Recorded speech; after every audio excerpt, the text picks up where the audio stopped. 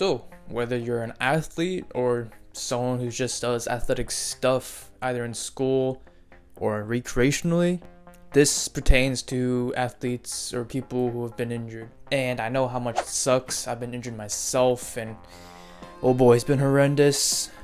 Especially physically and mentally. You just get into this kind of limbo state of, low positivity and thinking that things aren't going to go well. But if you're injured or not, this video is for you, because I'll be going over tips and things I've done while I'm injured, and basically things that help me, get out of this state or be better than if I didn't do these things.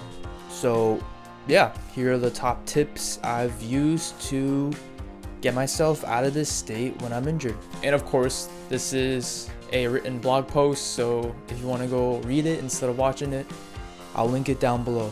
But let's get to it. Tip number 1 is kind of obvious, but to get treatment, you need to be consistent with it though. I know sometimes you don't feel like getting treatment because you feel like it's not getting better, or you feel like one treatment is enough. But no, if you have an athletic trainer or PT or whatever, or doctor who prescribes you to get treatment, do it. Make sure to be consistent with it. Of course, you won't see results as normal, from the first few visits or weeks or months, depending on the severity of the injury, but you have to be consistent.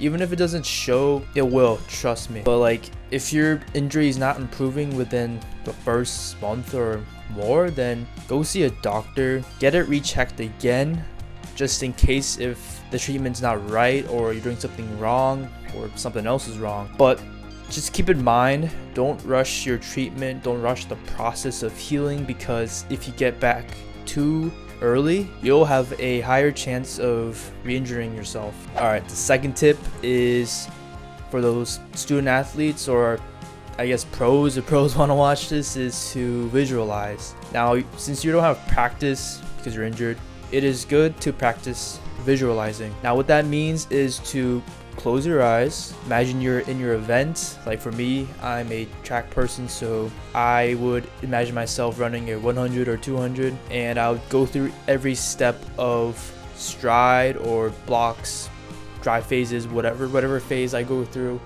I'll go through that, visualize it step by step, see how I feel, what my angle should be like, how much energy I should be pushing. And yeah, that's pretty much visualizing. And I would do it probably once a day if you're injured, or even more if you have the time. But it's good to go through the motions in your head, visualize what you want, so when you come back to the sport, you know what you need to do, what you need to work on, and you don't feel behind. If you're not severely injured, you can move your limbs and stuff, you can mimic the motion as well. With visualizing as well, you can supplement it with your game videos or race videos, whatever athlete you are. Watch that, see what you need to correct, mimic it, and go from there. Third tip, eat well. I know sometimes you get in this really depressive state where sometimes you might eat stuff that you shouldn't be eating, a lot of junk food, which is okay, but don't be too indulged in it. Don't make it a habit, because as an athlete, you're not burning as much calories as you are because you're injured and you're not moving. So if you eat all these high calorie stuff, you're gonna put on weight, guarantee. At least for me, I think it's very important to keep yourself fit. So not really gain as much weight, but keep a good physique, I guess. Whatever range that is, either plus or minus 5 pounds, 10 pounds, somewhere around there. Even when you're injured, you gotta supplement yourself. Just keep in mind when you're injured, just to eat a balanced diet and get your protein in. You can still take your protein shakes if you want, if that keeps you satiated. Take a multivitamin, or eat whole foods, stuff like that. I'll keep the junk food and kind of sugary stuff to a minimal. Fourth thing, as you're injured, you won't be going to practices or any athletic events, and you'll find yourself that you have more time on your hands. So catch up on your classes with that time. Get a tutor or get a study buddy, catch up, go through all the material, and maybe on your next test you'll do well than you ever have. But I think catching up with your class is very important, whether you're injured or not. So if you are lacking, I also have a blog post about how to manage your time as a student, which I'll make a video about it later on. Number 5, to get your mind off of the injury, saying, oh, I'm injured, I can't do anything. Just have some distraction, like a little bit. Don't distract yourself too much. So that can be going out with your friends like you've never had before because your classes and athletic stuff took up your time. Hang out with your friends, family. You can play some games, watch Netflix or Hulu, whatever streaming service you have.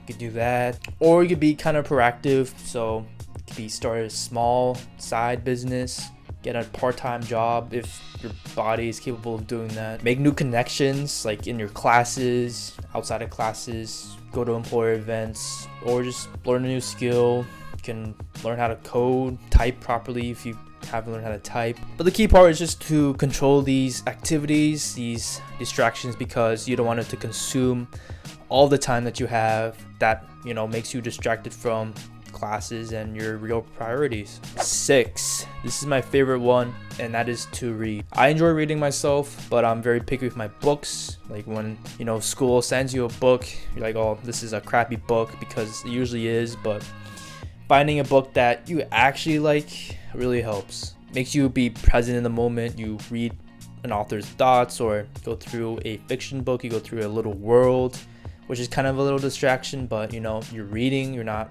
getting that high spike of dopamine from short videos. But the book can be anything. It could be about a skill, self-improvement if you're into that, manga, fiction, non-fiction.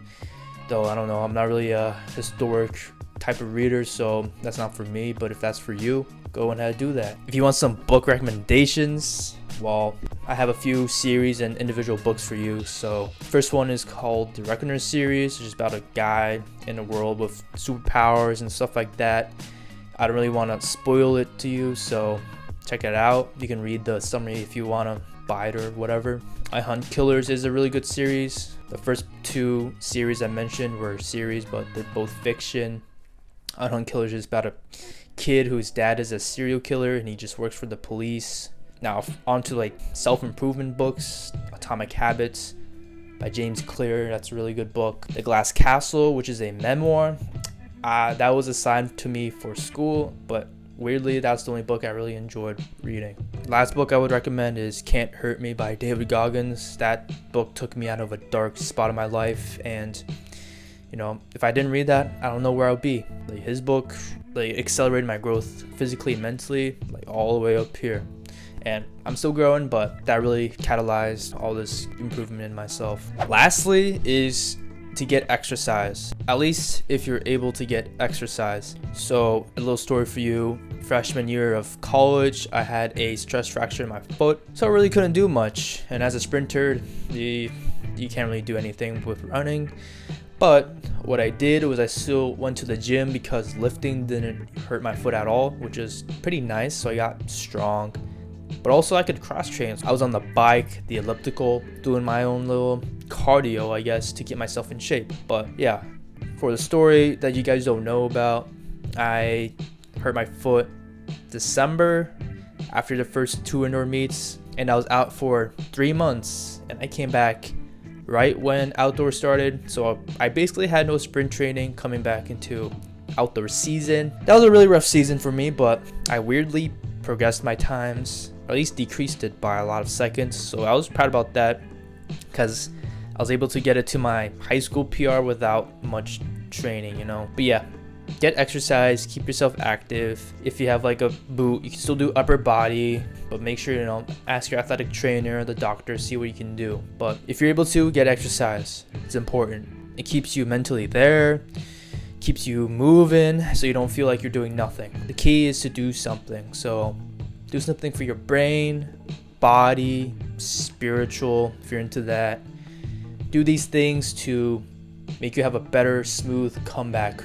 So you get out of this depressive state and you're ready to do what you need to do once you're ready for training. But those are my top tips of what to do when you're injured. If you like this video, share it with people who are injured or might be getting injured. So yeah, that's all I got for you today.